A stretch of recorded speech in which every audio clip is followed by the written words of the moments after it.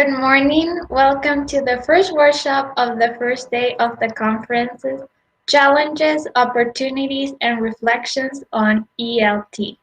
My name is Sarah. I'm a student of first semester in the English language teaching major in UNAE, and I'm responsible for hosting this presentation. I'm so glad to welcome our next speaker, who is 26 years old. She got her Bachelor of Arts in English Studies, specialized in linguistics in 2016, a master's degree in culture and linguistics in 2019. She had a one-year internship where she taught English to underprivileged students and people who were not able to carry their studies. Currently, she's a PhD candidate studying syntax. She's also a teaching assistant at LPN Tofa University in Morocco, where she teaches English to first-year students. She is very excited for this workshop and to give us ideas of how to use WhatsApp and YouTube in online classes. Remember that you can write your questions, comments, or doubts in the comment section, and at the end of the presentation, our speaker will answer questions from the audience. And now, here's our guest. Please welcome Inas Anouni. Hello everyone and welcome from Africa, North Africa, exactly Morocco.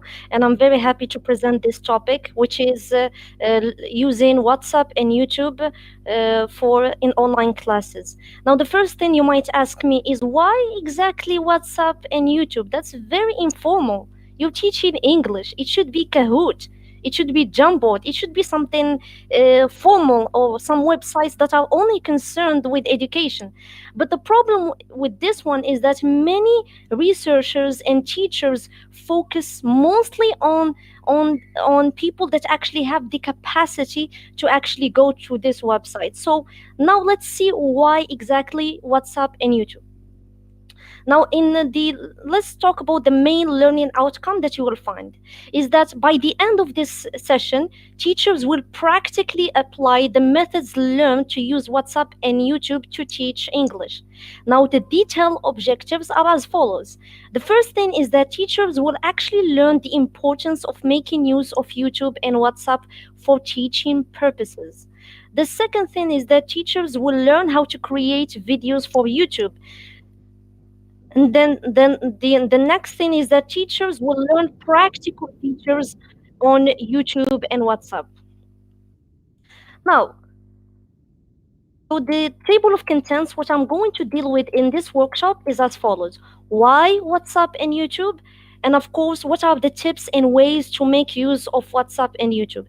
The second point will be the most out of this workshop, because it is called a workshop for a reason. We need practice, practical tips, not just theories. Of course, theories are important. Research gives us the starter up or build up to practice, but we need to learn now the tips. So why should we use WhatsApp and YouTube? The first thing is for those people that have limited digital literacy. Now imagine, have you ever tried to teach those underprivileged students? And this workshop is specifically for those students that exist in the world and they do not have much knowledge about technology. They do not have money or you as a teacher, you don't have money to pay for the premium versions of all those teaching websites. You can use YouTube and WhatsApp for this reason. A lot of students have never even seen how to deal with the websites, do not even know the term log in. So what about those people? Or should we should really focus on them as well? So the first two major reasons is obviously limited digital literacy. YouTube and WhatsApp, everyone knows it. Even your grandmother, if you are teaching people in their 70s, they will know how to send audios. They will know how to do many things. The same thing for the platform YouTube. It's easily accessible to those people. And the same thing for financial issues, since unfortunately when you go to websites that are strictly for teaching, they only give you the tip They only give you the surface, but if you want to get the real stuff about teaching, they ask you to pay. So other reasons why we should use what YouTube and WhatsApp to teach is obviously it's simple, as I've said, it's really easy to handle it. It's familiar, as I said. Everybody knows about it. I am in Africa. I have YouTube and WhatsApp. People in Ecuador, in South America, in America, in Europe, everyone knows about these two main things. But does anyone know what Kahoot is, or all those platforms? You might find it difficult. It's also free, as I've said. It's free to access to WhatsApp and YouTube as well. And the one thing that is good about YouTube is that it creates a global community. If you are a teacher with a big heart, obviously you don't just want to be selfish and send your lessons only to your students. If you have that kind of compassion where you want to share to the world, to other teachers of the world, and you want to share to other students of the world, then YouTube is a platform for that. YouTube is a platform for that. Note taking. If I use other websites, I will not be able to take notes. Now, for YouTube, you can the students can attend YouTube at his or her own pace. They can watch the video, they can pause, they can take notes at their own pace. The same thing for WhatsApp. They can go back to the messages that I have given them. But if you don't use WhatsApp and YouTube, and if the teacher talks fast, or if this teacher is in a classroom, then the students might not understand a certain learning situation, and they will have no idea how to pause and ask them. Especially for people that are shy. It is visually stimulating. As you know, we human beings love to look at things. We love, just like when you are hungry and you want to eat food, the food needs to look good for you to eat it. The same thing, the learning process, you should beautify it as well.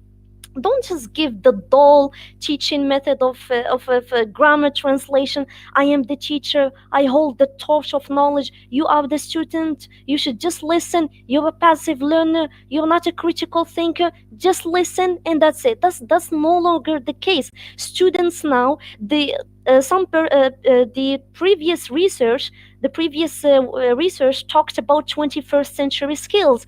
Here, time goes, and as time goes, teachers should also update themselves. You no longer just give papers. Now you need to show things that are visually stimulating. This is like creating a YouTube channel, making the most amazing PowerPoint presentations, and so on.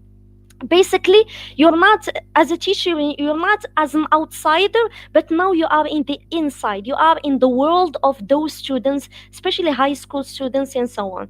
And obviously, another positive thing is that it reserves information. That's very interesting.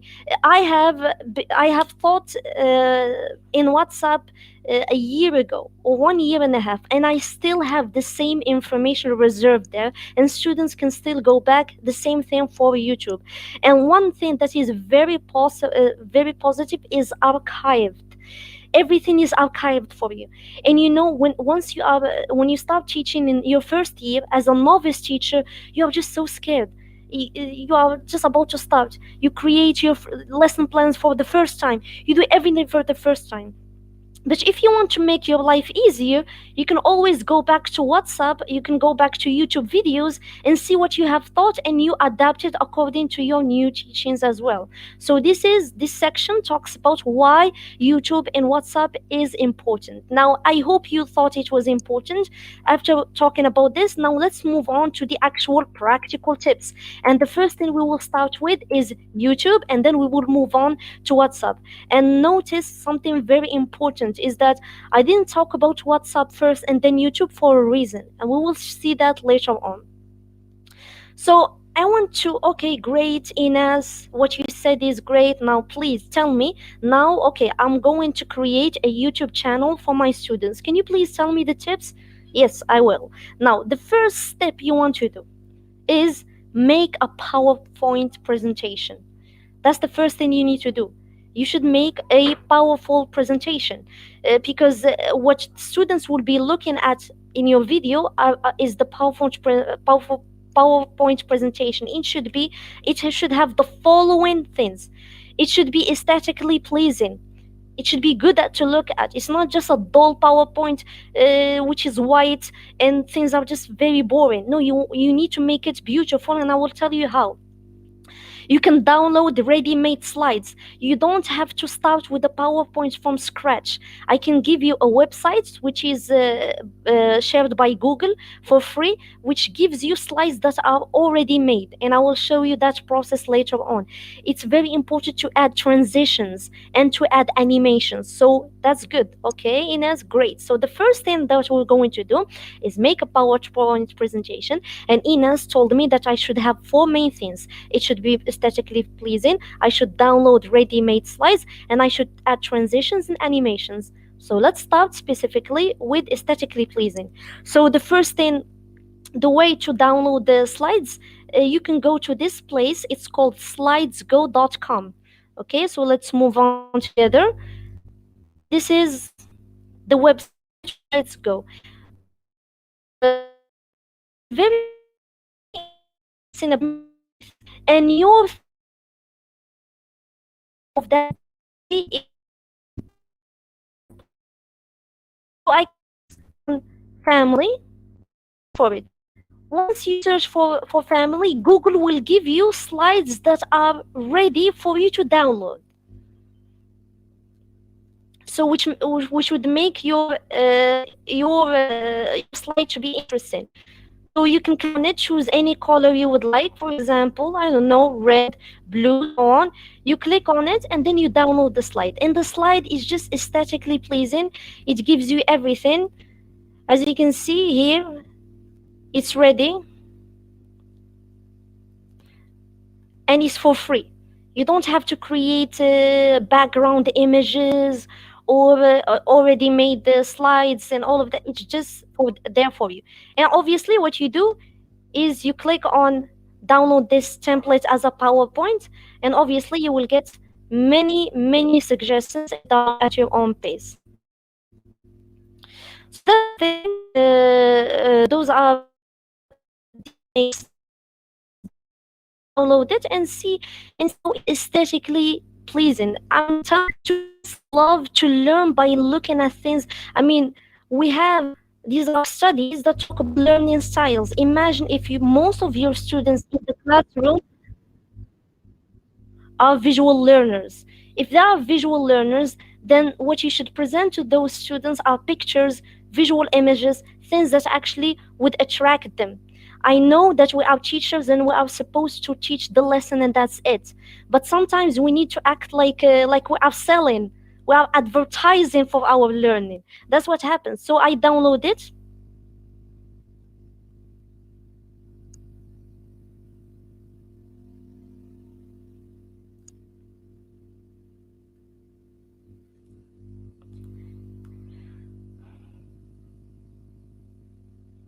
And here we go. So as you can see, and you have anything, even grammar, literature, travel, anything you are thinking about, you have the process to get it. Any kind of slides. So these are already made slides, so everything is good. My slides are interesting and all that.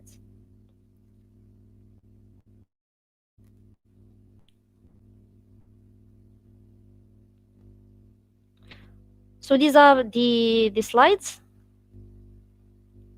So I highly advise you guys to use Slides Go because it's interesting. It just gives you things that are just are ready for you at your own pace. Now, okay, great, Ines. I downloaded the slides that are ready for me. Great, Ines. Thank you so much. Now, what's next? The next thing is that you will need to add transitions. Adding transitions are very good because it shows a kind of aesthetic. So let's just move here, and this is just teaching you how to do presentations online. So what you do here, you click on this place called transitions, and this allows you to have some kind of visual appeal to it. So let me imagine that I, for example, click on this one. Now, if you click on this one, and then as soon as I move on, now imagine once I move on, look how it does to me. just create this kind of visuals. Let me repeat it and look at it. You see, it's just one kind of transition. And why? Because students like to look at this kind of stuff. So you want to make your YouTube channel to be pleasing, so you can add transitions because they make your PowerPoint presentations to be very well done. And it's not only that. Sometimes you can make it as a page if you want to make your presentation to sound just like it's like the person is looking at your presentation, but it's like you are moving the pages over. So let's look at the pages. Yeah. Now look at this. If you want to make the online classroom to just like you want to make your online classroom just like a person who's actually flipping the pages, so it's like this. Look how it looks good. Imagine you are teaching and using PowerPoint, and then your students is looking at this as making it as a page. So this is adding transitions.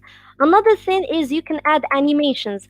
Animations are very important. Why? Sometimes you want to teach something, right? But I don't want the students to look at all of these details. I want them to focus on the first point. And sometimes it happens, you are teaching, talking about make a PowerPoint presentation, but you will have some readers or some students that would want to read everything. So when you make transitions, what happens is that I only have the first point, and then I move on, and then I move on to the next point, and so on. So how do you deal with that? The way you do it is you go to animation.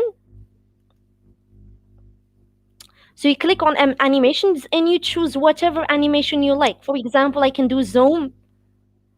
So the way it's, or you can do bounce. You can do it at your own pace, and so on. So now that's the first thing. So now, great, awesome. Now my presentation is very good. I made a very good PowerPoint presentation, Ines. I downloaded the already made slides from Google. I did it. I put the information there. I added transitions. I added animations, and my presentation looks well done. What's the next step? The next step is the following. So as I've said, you add transitions and animations. I've already said this. Now, an example of an aesthetically pleasing PowerPoint presentation. This is my presentation that I made a long time ago about how to describe in physical appearance, right? So, and I took it from Slidesgo. So I focus mostly on taking pictures, making pictures, GIFs. Sometimes I make some funny stuff because students like this to use humor, and we will see how to do that. So this is old, young, and all of that. So when students, when you are teaching and you post this on your channel, it looks less like a it looks less like a it doesn't look like it's a PowerPoint presentation. It looks like a YouTube presentation. So that's how I dealt with it. How I made this PowerPoint presentation. Now let's move on. Now, great, my PowerPoint presentation is ready. Now I'm going to need to record. So how do I record? Now the first thing, the PowerPoint presentation is ready. Now I need to create a video, right? Now my presentation is all right. It's perfect. Now I'm going to record that presentation so that I can post it later on YouTube. So you need 3 programs, and all of them are free. Okay, so 3 programs, and all of them are free. The first one, which is used widely when you want to record the video, you use ActivePresenter. If you want to record any video, now as a teacher, I'm giving you these things, but you can use it in other matters. If you want to create an intro and outro, I will teach create an intro and outro. Remember, whenever you go to YouTube, the person doesn't automatically give you the video. What do? They send you an intro. An intro is like a 20 seconds video that's that displays your logo, that displays your name, so it sounds more professional. And then the final point is that, okay, great, Ines, I recorded the video, I created an intro and outro. Now I need to edit the video using a program. The way to edit a video, you use this program called VSDC, Free Video Editor, and it is also free. So let's start with the recording a video. So the download link for ActivePresenter is this one over here. So you don't have to worry if you are if you have a Windows, you can download this program using any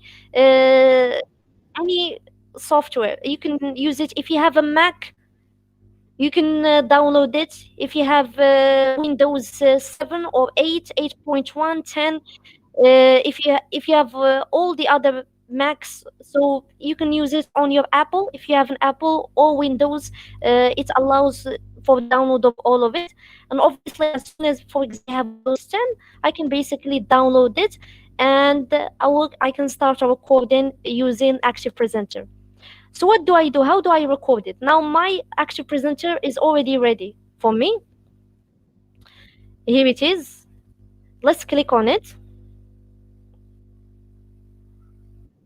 It's very easy to record a video. So now I open the ActivePresenter because I want to record my video. You click on the record video. You see it right here. So you have blank project and you click on the record. I click on it and you will get the following thing. So they ask you many information. Do you want full screen? Do you want to adjust the screen? Do you want to use a webcam or not? Do you want to record? What kind of volume do you want to have? Is it high volume or low? And do you want to use an audio or not? So after you adjust all of these settings, you click on record. So it gives you 3, 2, as the Spanish say. So as soon as you do that, the video is already recorded. It's being recorded right now. How do I know it's recorded? You can see it right here. If you click on it, it tells you there was some 14 seconds and still recording. After you have your presentation, you are talking, you finished recording your video. So you click on stop here, stop recording. And as soon as you click on stop recording,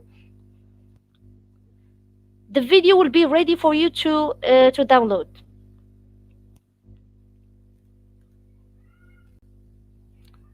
So here it is.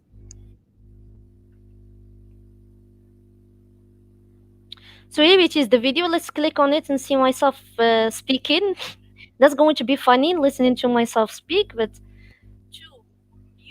as the Spanish say, that's me. Okay, so now, okay, so it's recorded. So you click on export and you click on export video. Click on export video, and then you choose which place you want to download in it. For example, I want to put my video in the place of videos. You choose the title, for example, workshop, and then you click on save, and the video will be downloaded for you. Great. Now the video is downloaded. My video is ready. What's next, Ines?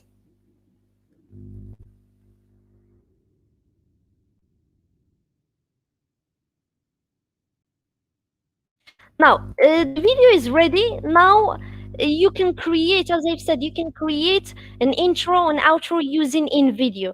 An intro, basically, it introduces your YouTube channel. So we will go to InVideo.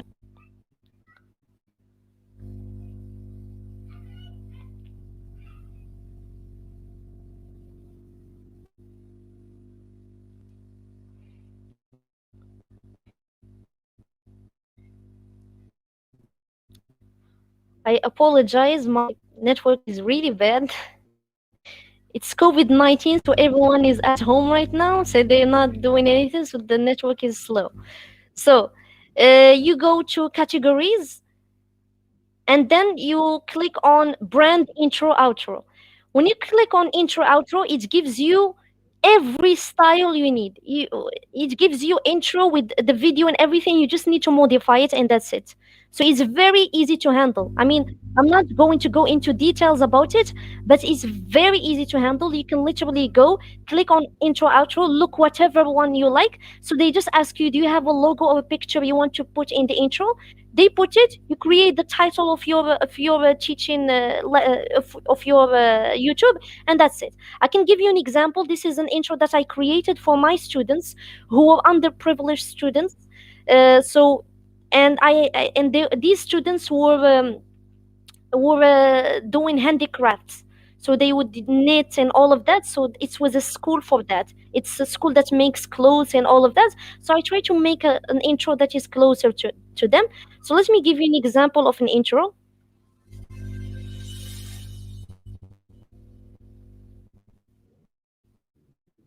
So this is my intro. It's basically English for the handicraft and the entraide. This was basically the two schools that I was teaching. And of course, my title is Learn with Ines, basically. So this is the intro. Now the outro is, for example, thank you for watching, students.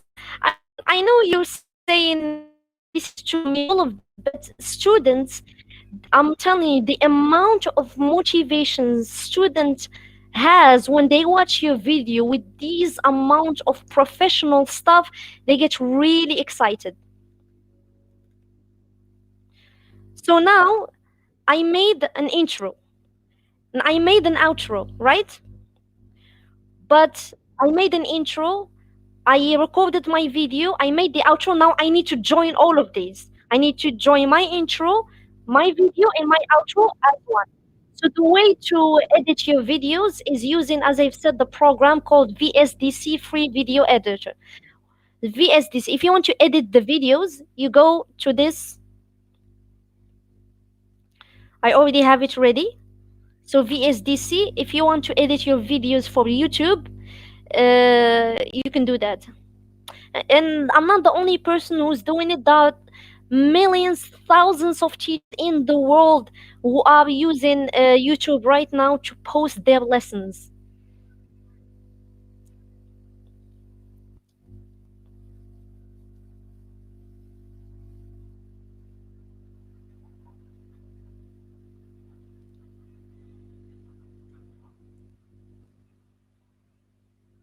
Okay, so obviously this is the program and all of that. Now, okay, I want to edit. Great. This seems complicated, Ines. What is this? I'm just a teacher. Are you just making me an engineer now? No, no, no, no. Don't worry. It's very easy. Just follow with me. You click on create new project. I will click on create new project and click on create slideshow. So creating slideshow, basically you're just going to put the videos that you have. Click on finish. And so when you create a slideshow, it will give you these are all the videos that you can drop. For example, for me, I have 3 videos. I have the intro, the video that I was teaching in it, and the outro. So you click on this. This is basically, for example, I want to have this intro, and I want to follow with it with this what I was teaching, which is this one, and my outro. My outro is somewhere here. I know my computer is messy, but I'm sorry. Now, so all of my videos are here. This is my intro, the actual video and outro. So I click on apply settings, and we're here. So what do we do? Great. Now I need to download everything. So I go click on export project, and I click on export project here, continue. As soon as you click on continue, the video will be downloaded for you and you will see it in the video document, and that's it. So now the video is recorded. Great, Ines. So let's repeat ourselves. What did we do? The first thing is We created a PowerPoint presentation. The second thing, I recorded that PowerPoint presentation. The third thing, I create intro and outro. The fourth thing, I managed to put all of those three videos using this program. Great, now the video is ready. Now you want to publish it on YouTube.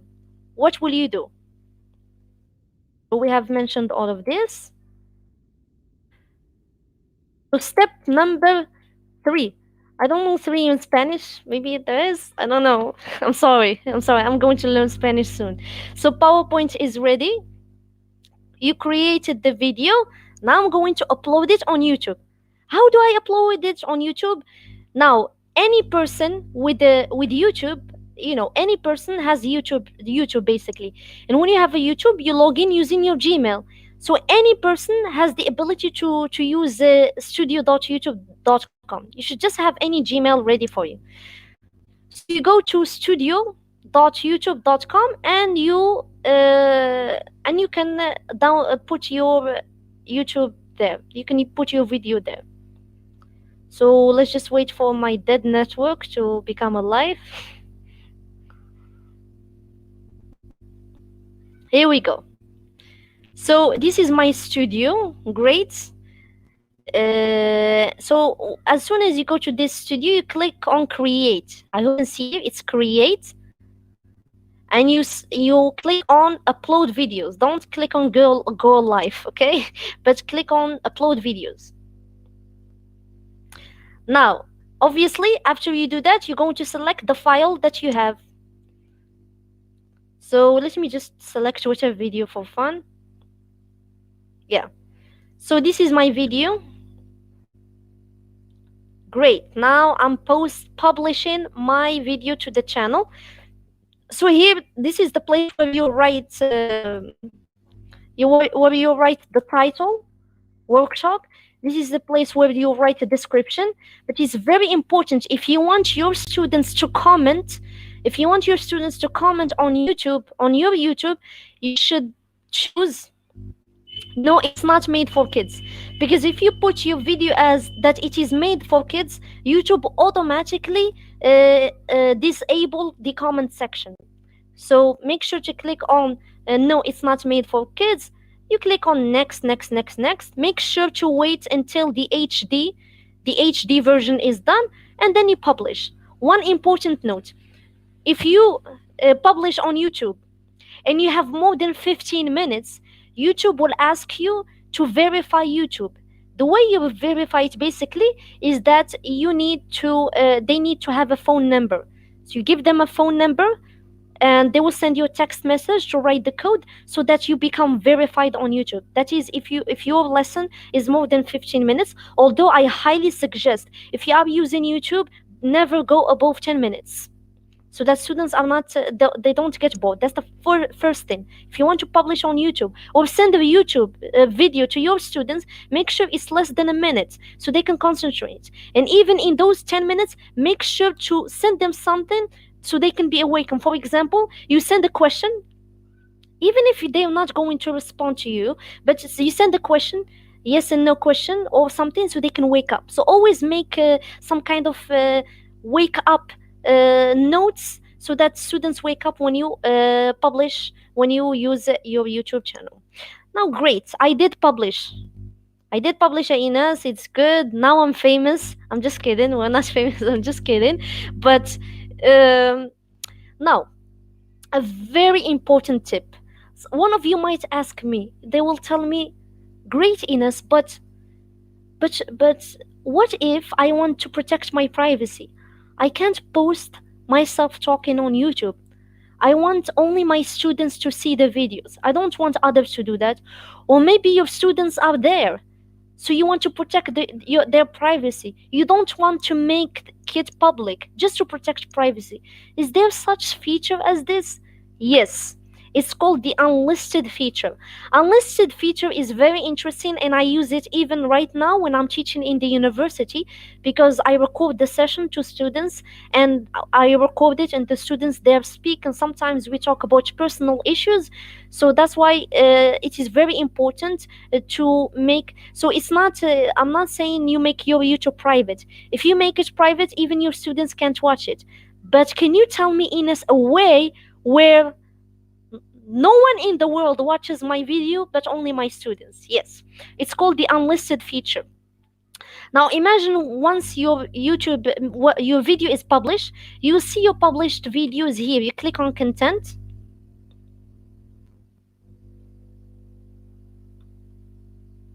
and you can see here, guys, that there is something here called public. I hope you can see it. Public, it means everyone can see this video. If you want only your students to watch your video and protect their privacy, yours, you click on this one, and you click on the public one, and you click on unlisted. So when I click on unlisted and click save, if I go to my YouTube channel, no, the video will not be possible for you to watch. You can't watch it. So how would students watch it? You click on three dots right here, the three little dots here, options, and you click on get a shareable link. So a shareable link basically means only people who have this link can watch the video. If the person does not have this link, then the video will not be available, meaning I can go to the channel and you will not see it on the channel. So, and that's a very interesting thing. So the unlisted feature, basically what it is, you make your video hidden, and only people who have the copy of the link of YouTube, this one, only those people can watch it. And the evidence is this topic is about learn with Ina's family. If I click on it, if I go to my channel and look for family here, it's not available. You see, we don't have family here at all because I made it hidden. But if I have the link, I can watch it. I think that's the perfect thing for you to have as a teacher. Let's move on. I already show you how to do it. Now, other tips. What are the other tips on using YouTube?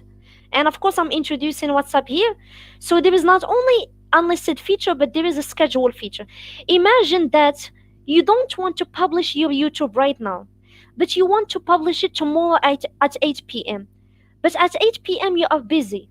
So what would happen? You can schedule it. You can schedule your video to be published. For example, tomorrow as a teacher, okay, tomorrow I'm traveling somewhere, but I want to publish my video, but I don't want to publish it now. I want it to be published tomorrow. So the same thing, I will go to the YouTube studio, to the content, and the same place. There is private. Private is the idea where no one sees your videos. So you click on schedule. And once you click on schedule, you click the timing. When do you want? So it will be private before publishing it. So okay, I want to publish this video on maybe the 20th at 8 p.m. in schedule, and then it will be published on its own. Especially if you're doing an exam and you don't want your students to see the correction of the exam and you're not present to publish it, you can do this one. And then there is a process. There is a term that people use in teaching pedagogy, in applied linguistics, and the ELT, English as ELT, which is flipped classroom. Flipped classroom is the idea that you give students the lesson, right? You give them the lesson, and then they prepare those lessons on their own, and then on the day of teaching those people, it's the students are the ones who present the topic. That's basically flipped classroom. So instead of me as a teacher giving students teaching the students are the ones that are teaching it, right? So YouTube and WhatsApp can be this way. Now that's why I was teaching you guys right now. I showed you YouTube, and then I'm going to show you tips on WhatsApp. Why? Because what you do is that you will post the lesson. Your lesson will be posted on YouTube, right? And when you start teaching, you will teach on WhatsApp. Why is it the case? A lot of time, guys, as English language teachers, we always miss a very important stage in teaching. Usually the traditional way of teaching, we have three processes. You present, and then there is a controlled practice, and after that there is a free production. So basically, the first one, you present the lesson. The second one, students practice, but it's controlled. Yes, no questions and all of it's controlled. And then the final stage in free production, meaning students produce it, either doing interviews or speaking or writing and all of that. A lot of times we waste a lot of times teaching students the lesson and we forget about the main thing. Here, guys, we're not teaching geography, we're not teaching philosophy, we're not teaching linguistics, we are teaching English. And what is English? What is language at the end of the day? Language at the end of the day is producing. We want the outcome. So if you just give the students the lesson and that's it, how do they learn? They will not learn because it's just theory.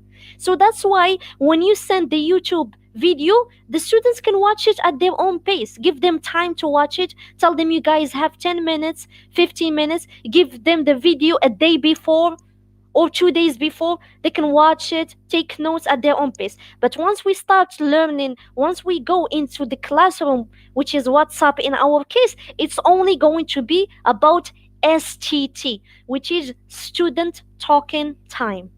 Okay, now let's move on.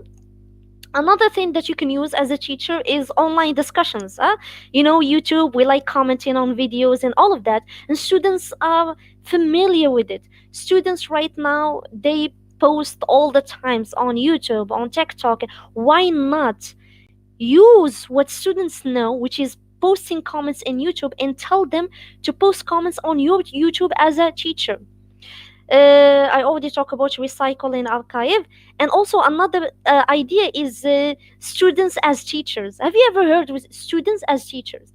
We teachers, we think so highly of ourselves, but in reality, who is at the center of learning is the student, obviously. Right now in the 21st century, the teacher is no longer the person who gives everything and students listen. Now students are active. They should be critical thinkers. They should talk. So one thing you can do is students as teachers.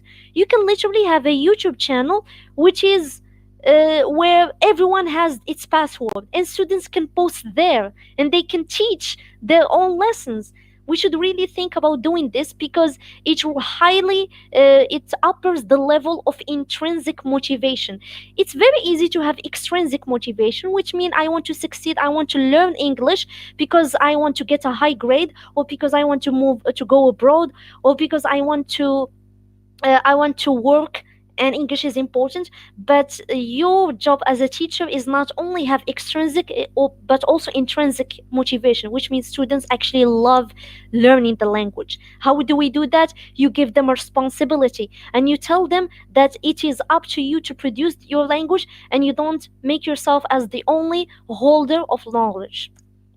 And obviously something that's very interesting is that sometimes maybe you don't want people to think suspiciously about you. Oh, this teacher only posted YouTube. He's only posting YouTube channel there because he wants to get likes and he wants to be famous. So in order to avoid this conception, please remove the dislike and like feature. When you remove dislike like feature, this question of whether I'm doing it for likes and all of that will be thrown out of the window. So how do we do that? So you click on edit, and this is for every person who's creating, who wants to create a channel and they just don't want the dislike buttons to be there. So you click on details, and then you go, and there is a place here. There is a place here called it should be show more. So show more.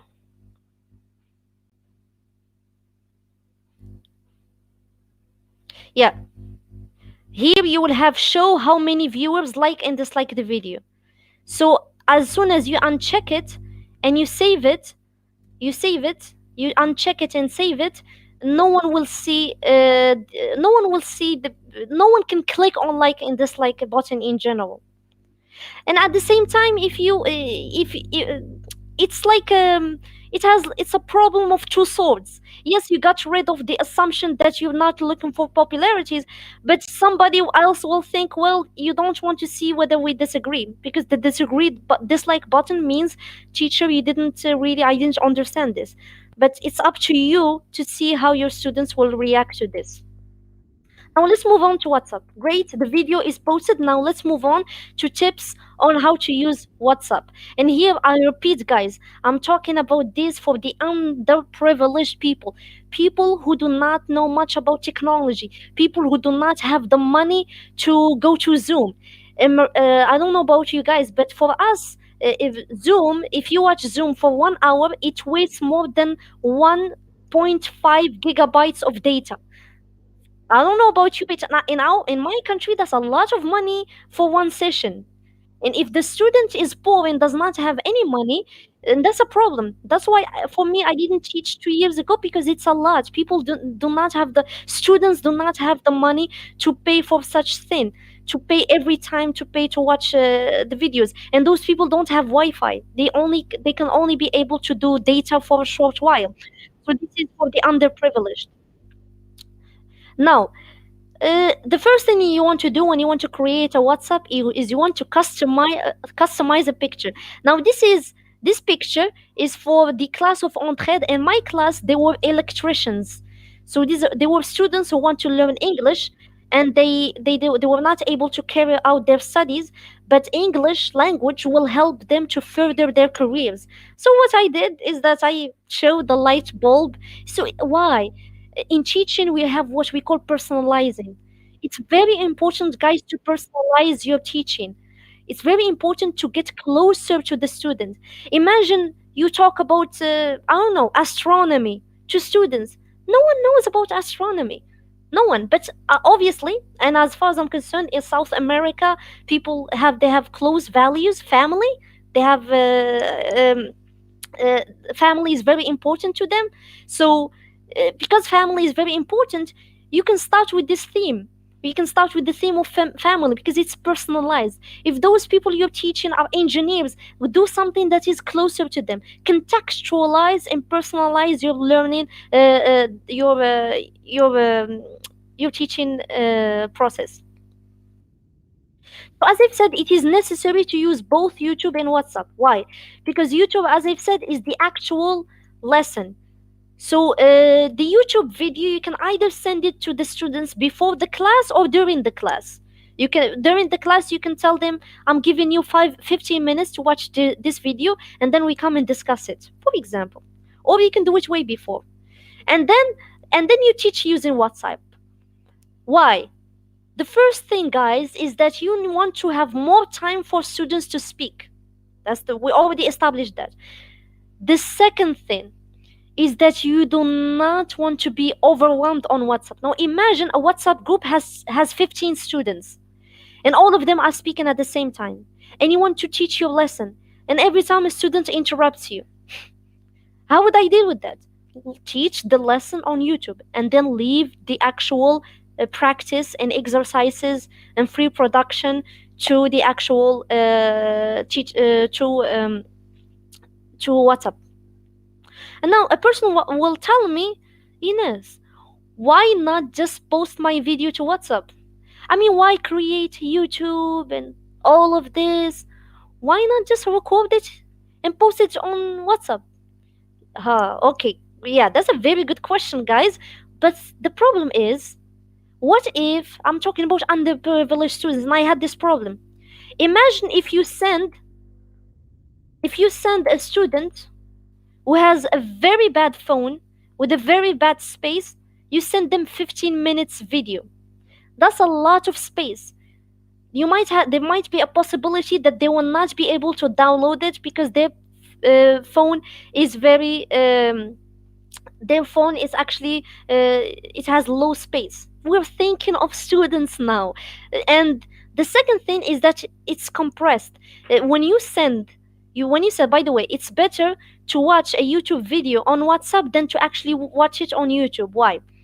Because when you do that, the video gets compressed. And if it gets compressed, you use less data. That's why it's very important. You share the link to students on WhatsApp, they watch it on WhatsApp, and it's a happy life for all of them.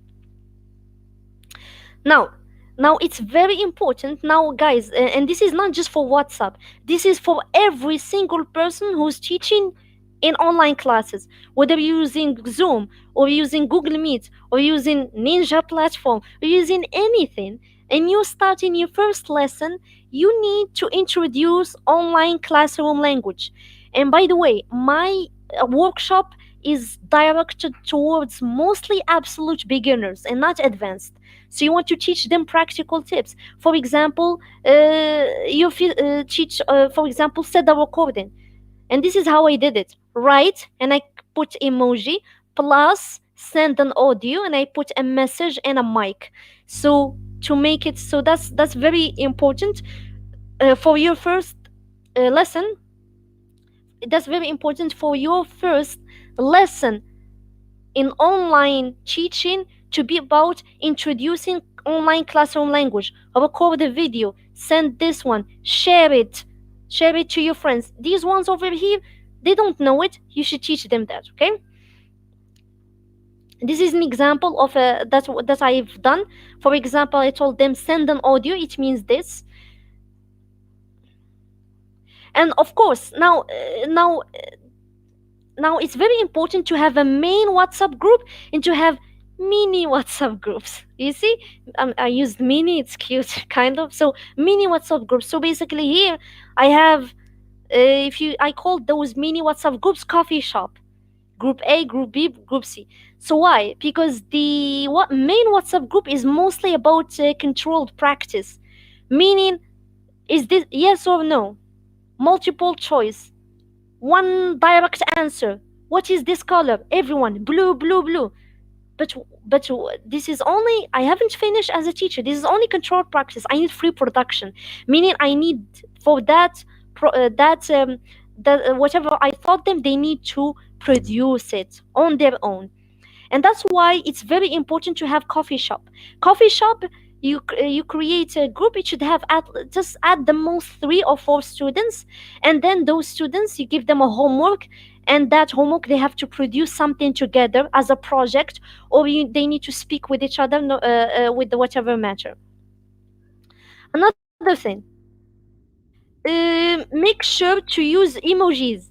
Emojis, honestly, emojis in teaching English. I can say is, oh my god, the way you can use emojis, honestly, there is literally every vocabulary thing you want there.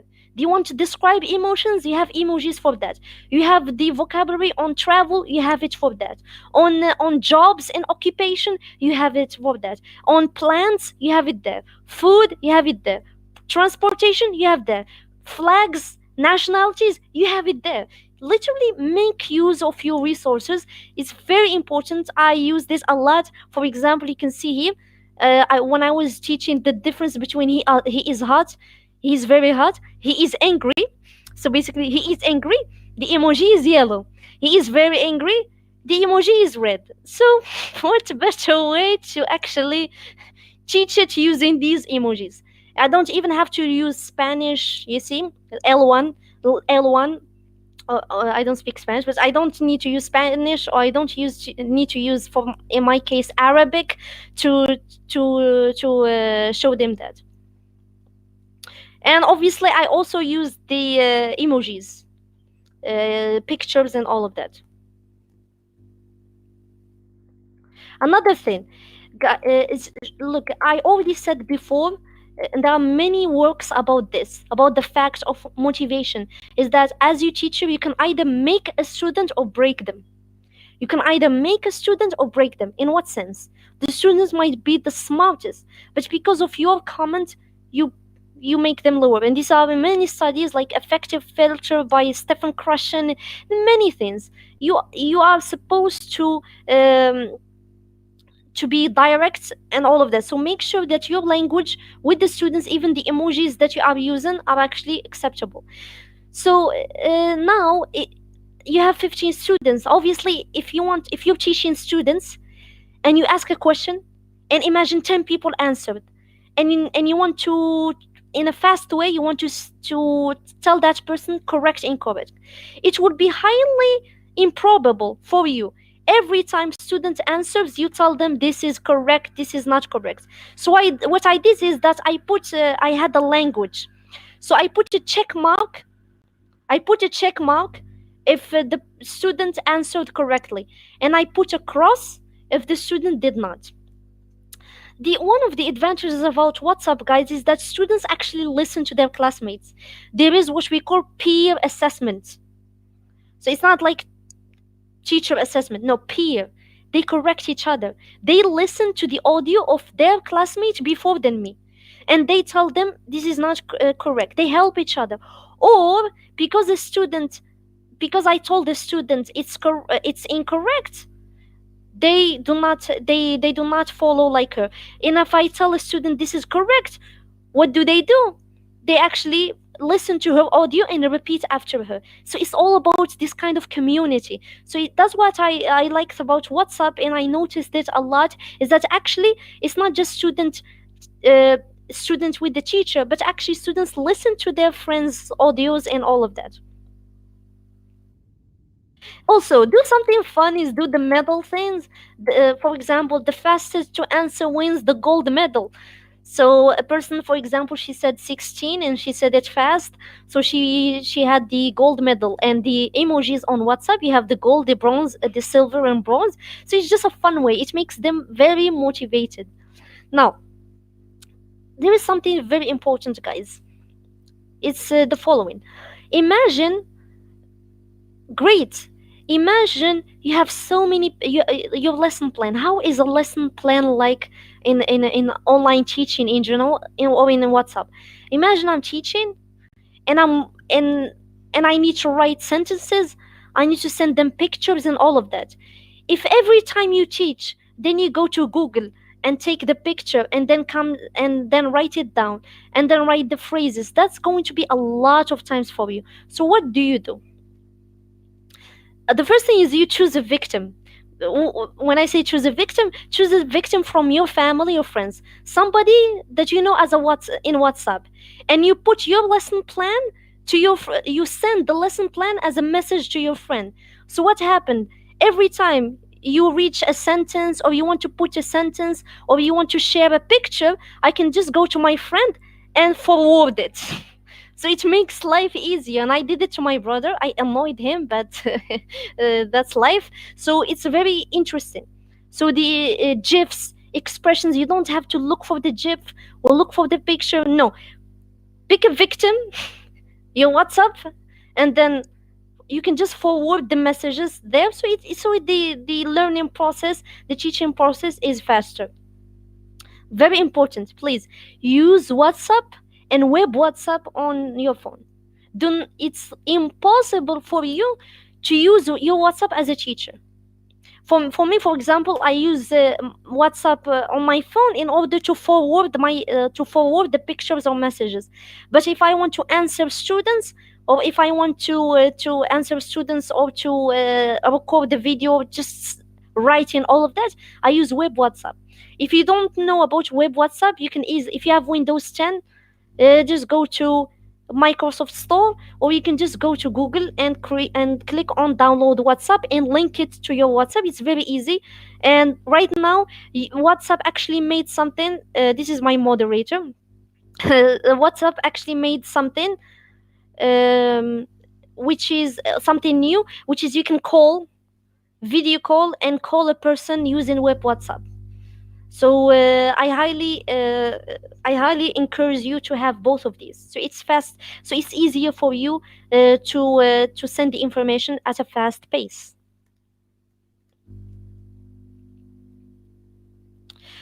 Okay, you need also to teach students to access your materials and pictures and documents and links. Teach students to and the also important messages. Let me go to my phone. I hope it's working.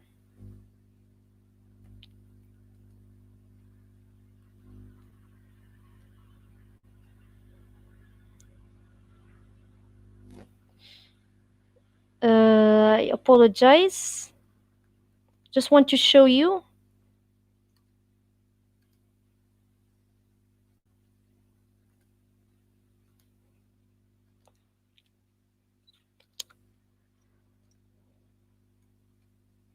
My computer is very bad because it's only i5, so there are so many windows open. That's why it makes it harder.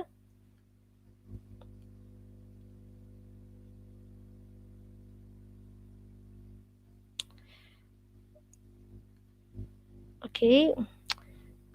Okay, so when I have the chance, I can show it.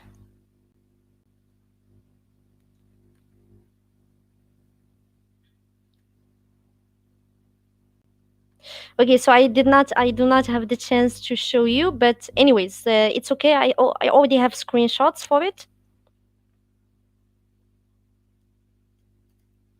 So, but there is if you go using your phone, let me see if I can now.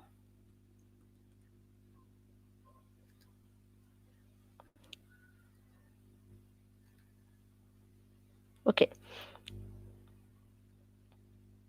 Okay, so let's do it again. I apologize.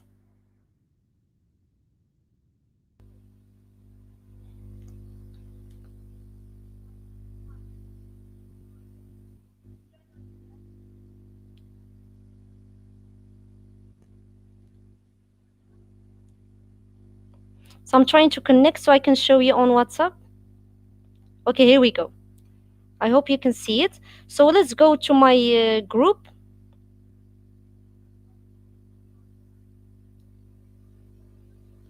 So basically, you need to teach students now. Students need to watch over video. They need to, for example, a lot of times in one day, 2-hour session, there are so many audios, so many messages. A student wants to look at your links that you shared.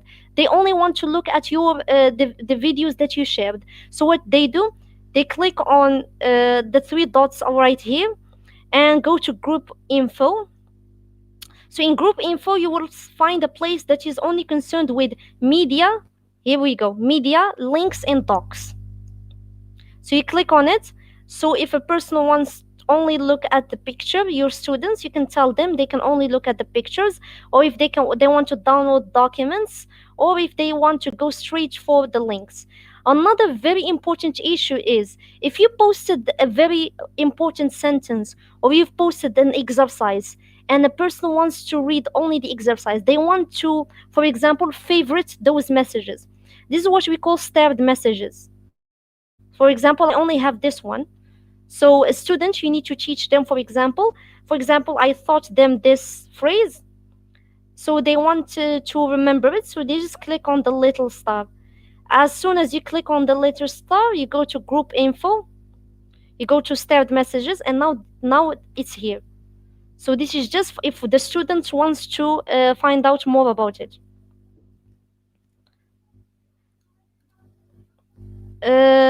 Also, if you have a problem, guys, with your students actually speaking after your class. Now imagine you want to make WhatsApp like a class, but once you finish the session, if you're the type of teacher who their students, they go out of the topic, and before the session they speak a lot, they speak in things that are not related to class, and you want to open literally your class during that session, then you go to group settings and you click on send messages, and you click on only admins. If you follow this process, then no one can post except for you. So when the next session comes, you can activate for students to message.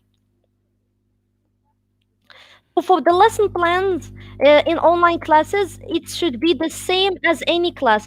Don't think just because in online class, then you should not give the same importance. No, you should. It should be your files should be organized like this one, session one, session two, and all of that.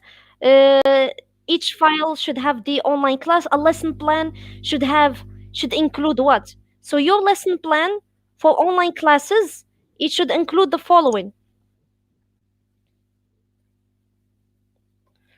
It should include, so I call it online lesson plan one, So it should include the topic, which is the topic of your class, the lesson length. For example, I had 2 hours here. The level, are they absolute beginners and so on? Key language area, are you teaching communication or vocabulary or what?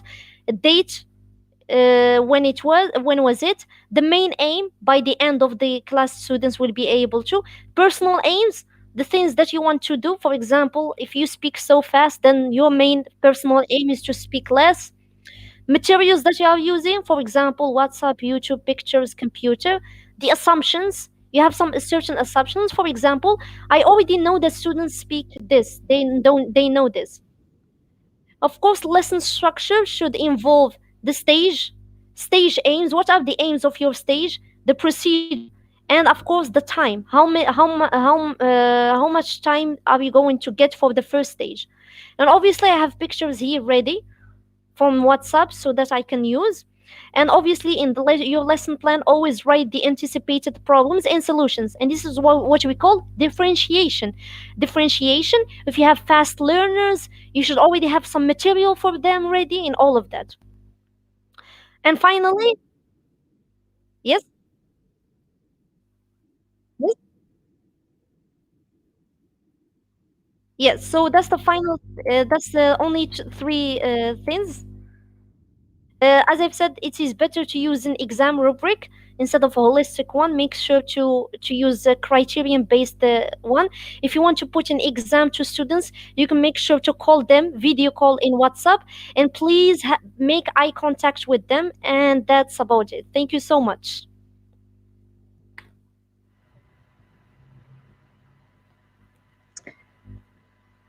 Okay, thank you so much, Inas, for all of the information. It was very useful. Thank you. And now we have some questions from the audience. The first one from Andrea Chalco. She says, if we make constant use of WhatsApp and YouTube, could this become something tedious for students? Actually, not, because whether we like it or not, students are in WhatsApp or YouTube. Students are in social media. So instead of telling them don't go there, why not join them? So you see what I mean? That's the idea. Students are already in those platforms. So what we do, you make it to your advantage and make it closer to them. The second point is these people are actually do not know how to link how to other websites. So a lot of times that's the only way you can do with it, is to handle WhatsApp and YouTube. That's why I think if you want to make WhatsApp and YouTube, try to make, for example, WhatsApp not using your personal phone number, maybe another one, so that you can make your professional life and personal one independent. Yes. Thank you. Yes, another question, two questions that are very similar. It says, Julio, how can you do it more useful with disabled students, especially with deaf or blind students, to make an equal learning process? And Gabriela Sigüenza says, how do you apply these tools for students with special needs? Great. So, and that's the issue. Now with the other websites like Kahoot and all of that, there is no way for you to take care of people with special needs. There is no way, because the tool already tells you that that's how you will deal with it. But if a person, for example, is blind and all of that, and if you are in a certain situation where you have that, then your YouTube will not focus on visual aesthetics, but most likely audios. You will make audios, and you will try to, and there are many things on WhatsApp where the student can use audios. For example, they don't have to write, they can only use audios. Or if you speak with them, you can only use writing. So it depends. There are many varieties you can do with WhatsApp and YouTube for special needs that other people do not, and that is to focus on other features that they can make use of, whether it is only audios or only writing. Yeah, so that's the idea. Or you can call And them. thank you. And the last question we have is from Diana Giles, and she asks, "What other types of platform you use for change the static for when you're teaching? Yeah, the other platform personally that I use is Google Meet, and that's because our university requires it. And I believe Google Meet is very interesting for advanced people, for students that have adequate knowledge. Why? Because Google comes with a whole platform. You can have your own classroom, which is Google Classroom. You can post your exams there. You can create Google Meets there. You can schedule your time there. There are so many things that you can use as one platform. So that's why for me, I use Google Meet. There's other platforms that you can use, such as Zoom. I also use Kahoot, and this is for gaming. I also use Quizlet or Quizzes, and this is uh, Quizlet and Quizzes, and this is for students to practice quizzes. And another final one is Padlet. Padlet is another platform you can do. It's like Tumblr, but it's the Tumblr of teaching. Basically, I have a website, and all my students can actually publish in that website. They can publish their own in there, so they can publish without be having to log in or anything. It's called Padlet. I can show you. It's very interesting. It's written like this. Padlet. Um, Sorry.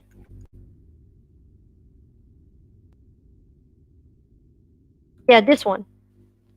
So this is how you see it. So students can publish on their own. They can publish pictures and all of that, and it's very interesting. It's like a blog for all the students together to post. So I think those are some of the websites that I enjoy as a teacher, and as students as well. Thank you. For the amazing presentation and all of the information that you shared with us. It was a pleasure to have you with us. So this Thank you. concludes the workshop. Thank you all for attending. We hope you have learned new things you have that Ina shared with us and that you have enjoyed this time and this presentation. Now we will have a break and we will see you again at 2 p.m. with the next YouTube link.